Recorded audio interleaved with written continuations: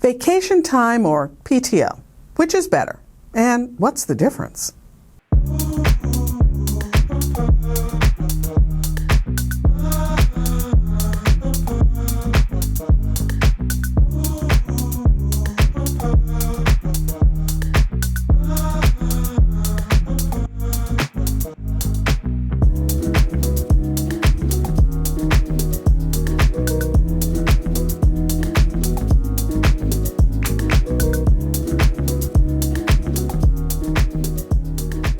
Hi entrepreneurs, I'm Vicky Brown, and you're in the right place if you want to engage your team, boost your business, and grow your leadership muscle.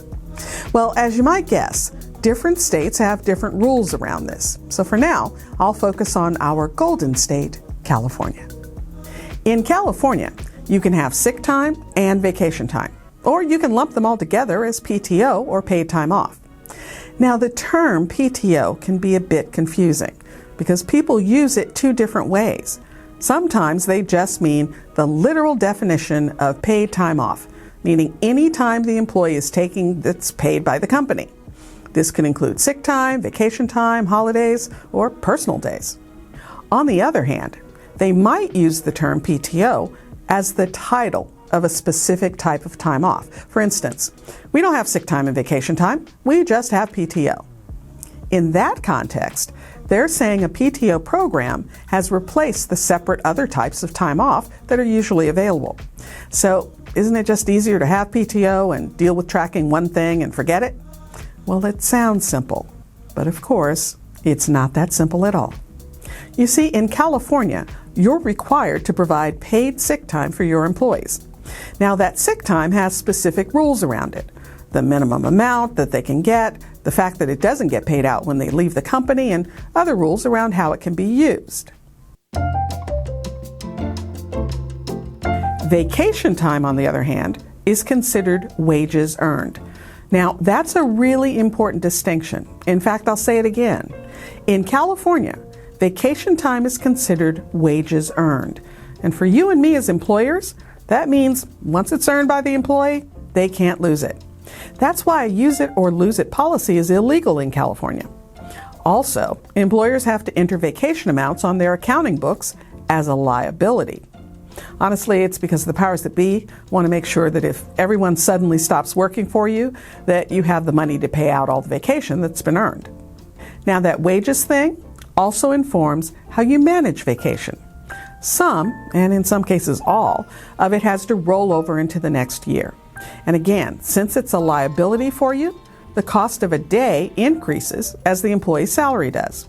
But on the bright side, you as the employer can determine when vacation can be taken.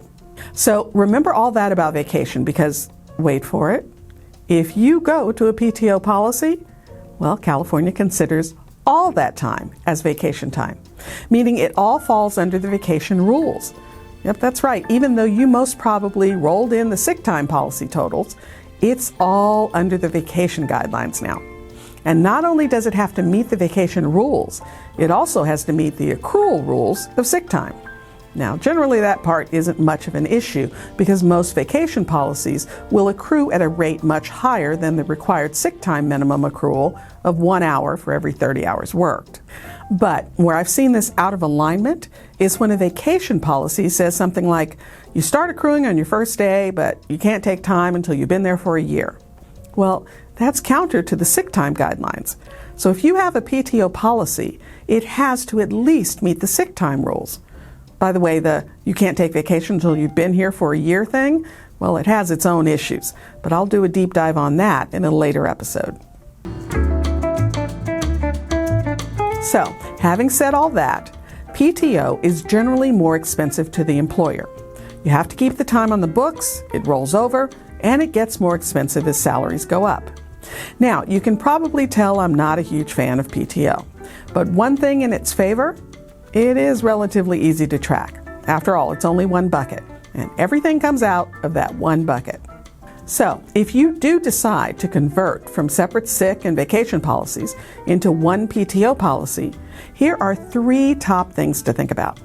First, any vacation employees have on the books will stay on the books. Just because you're changing the policy doesn't mean that they can lose anything.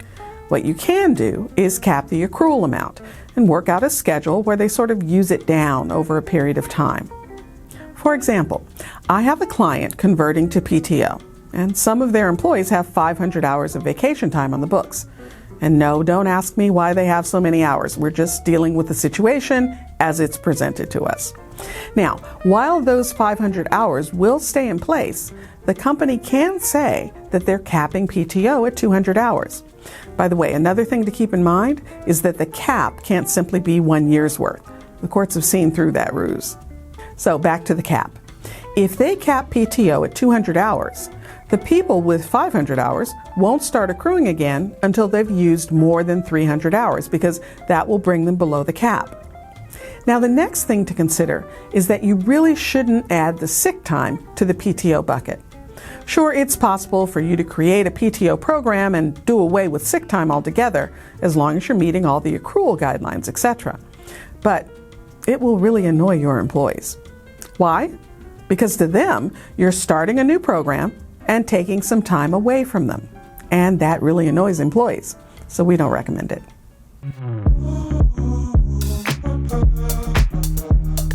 And finally, think carefully about communication. How you sell the program will define success or failure. Be clear about the numbers and what's happening. Prepare individual statements for each employee. Communicate in a variety of ways, a written announcement, maybe a video. Also consider doing a kickoff meeting. Remember, different people take in information differently. You have to meet them where they are. So if you're considering a PTO policy, look carefully at the numbers, maybe have a chat with your favorite HR consultant, and carefully outline the pros and cons. If you found this information helpful, please subscribe and share. And remember, your inspired leadership is the secret sauce to having a high-performance team and a wildly successful business you'll love. I'll see you next time on Leader's Journey.